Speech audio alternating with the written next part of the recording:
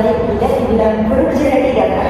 Oke, bisa perkenalkan diri terlebih dahulu? Perkenalkan, nama saya Hijra dari Universitas Muhammadiyah Makassar. Baik, saya perkenalkan diri juga, nama saya Natasha. Kamu tadi ke sini sendiri? Iya Kak, sendiri. Langsung ke sini? Iya Kak, langsung ke sini. Jadi ini sesi mempunyai waktu 30 sampai 60 menit untuk melanjutkan sesi konseling hari ini. Iya Kak. Selamat siang, terima kasih sudah bersedia hari ini. Bagaimana kabarnya? Waalaikumsalam, alhamdulillah baik walaupun akhir-akhir ini sering kepikiran. Baik, terima kasih sudah datang dan mau berbagi cerita. Sebelum kita mulai, saya ingin menyampaikan bahwa apa yang kita bicarakan di sini akan dijaga kerahasiaannya. Tujuan sesi ini untuk membantu Anda mengeksplorasi kebingungan atau masalah karir yang sedang Anda rasakan. Apakah Anda bersedia? Iya, saya bersedia.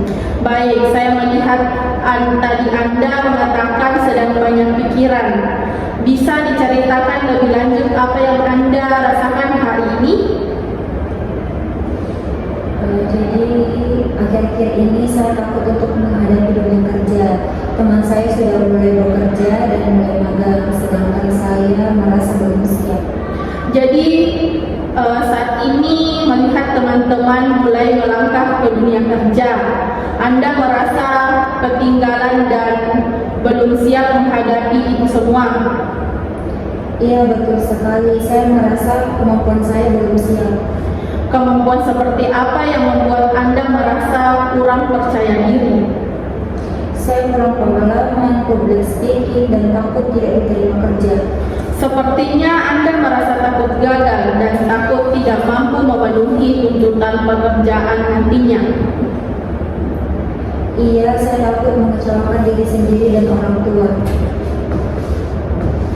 Apa yang paling membuat Anda khawatir tentang harapan tua itu?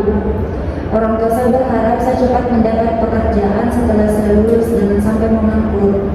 Jadi selain tekanan dari itu sendiri, Anda juga merasa ada tekanan dari harapan keluarga untuk segera berhasil setelah lulus.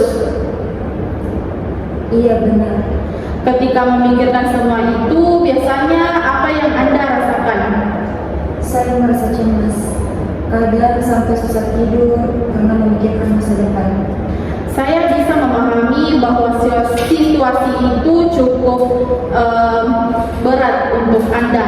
Di suatu sisi ingin berhasil, tetapi di sisi lain merasa belum yakin dengan kemampuan diri. Iya Kak, saya sering membandingkan diri sendiri dengan teman yang kelihatannya sudah lebih siap. Apa yang membuat Anda merasa mereka lebih siap dibanding diri Anda? Mereka aktif organisasi, ikut pelatihan, punya pengalaman, sedangkan saya merasa biasa saja. I just had to let you know you're.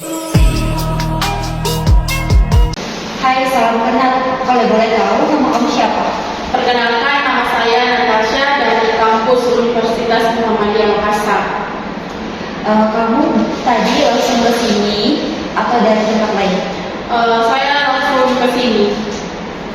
Oke. Saya lihat tadi kamu agak tergesa-gesa ke sini.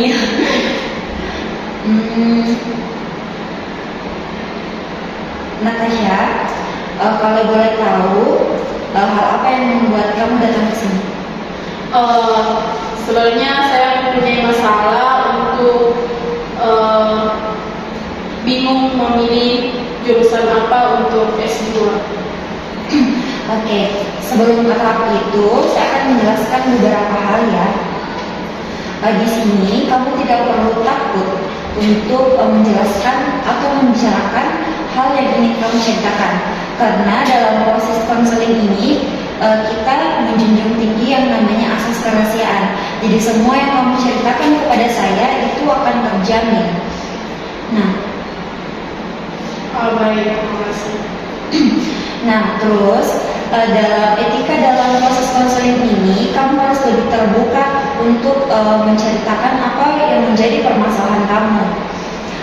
Nah, selain dari itu, kamu juga harus mengetahui bahwa tujuan dari layanan ini akan membantu kamu dalam menyelesaikan permasalahan yang sedang kamu hadapi. Iya. Nah, di sini juga dalam sesi layanan ini ada yang namanya kontrak waktu, di mana dalam satu sesi layanan konseling ini dalam satu sesi bisa terdapat mulai dari 45 menit sampai 60 menit. Nah, di dalam satu sesi ini kamu dapat menyampaikan hal-hal yang sekiranya menjadi unek-unek kamu. Baik. Oke. Bisa kamu ceritakan kepada saya apa inti dari permasalahan kamu? Inti dari permasalahan itu saya bingung mau mengambil jurusan apa di S2. Sekarang kamu menempuh pendidikan di S1-nya apa? Bimbingan konseling. Tetapi kamu sudah memetakan tidak nanti istilahnya kamu sudah mengetahui bahwa arah dari bimbingan konseling itu kemana? Sudah jadi guru, tetapi dari pikiran lain kan tidak semua kayak bimbingan BK itu udah harus ke sekolah, bisa jadi ke psikolog. Makanya saya bingung mau jadi guru atau jadi psikolog. Nah, kamu sendiri sudah mengetahui tidak apa kemampuan kamu? Belum. Nah, jadi saya akan bantu memetakannya. Untuk menjadi psikolog sendiri itu tidak bisa dari jurusan bimbingan dan konseling. Kalaupun bisa menyentuh ranah tersebut, itu disebut dengan konselor, di mana kamu harus menempuh pendidikan profesinya, pendidikan profesi konselor. Jadi di situ kamu dengan profesi tersebut kamu bisa membuka layanan. Tetapi jika hanya S1 bimbingan dan konseling saja, itu kamu tidak bisa membuka layanan tersebut, dalam artian kamu tidak bisa membuka praktik. Jadi hal yang efisien untuk kamu sekarang untuk kamu tempuh adalah guru, atau juga bisa menembus beberapa lembaga pemasyarakatan seperti KUA atau lembaga sosial lainnya. Tetapi ketika ingin membuka layanan praktikum yang bersifat seperti psikolog, kamu harus terlebih dahulu menempuh pendidikan profesinya. Ada sesuatu hal lagi yang ingin kamu sampaikan? Enggak. Kamu bisa menceritakan semua hal yang menjadi kebingungan kamu di sini.